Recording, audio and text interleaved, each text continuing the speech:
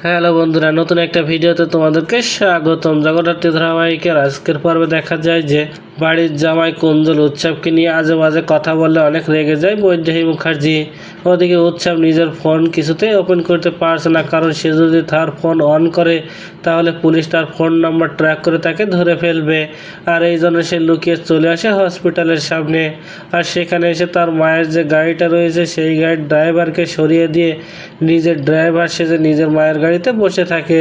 আর বৈদেহী নিজের গাড়িতে তার ছেলেকে এইভাবে দেখে তাকে জড়িয়ে ধরে কাঁদতে থাকে।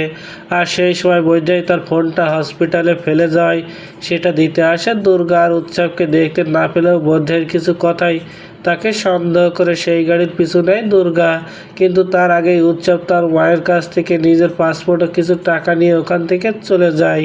আর দুর্গা বাড়িতে এসে দেখে যে বৈদ্যের গাড়িতে তার সে ড্রাইভারটা নেই। আর এতেই দুর্গা বুঝতে পারে উৎসবই ড্রাইভার সেজে তার মাকে বাড়িতে এনেছে। আর এই কথাটা দুর্গা তার বাবাকে জানিয়ে দিলে স্বয়ম্ভু তার পুরো টিমকে নিয়ে খুঁজতে বের হয়ে উৎসবকে। এদিকে হসপিটালে সবাই অপেক্ষা করছে কখন জগন্নাথের অপারেশন শেষ হবে সেটা নিয়ে।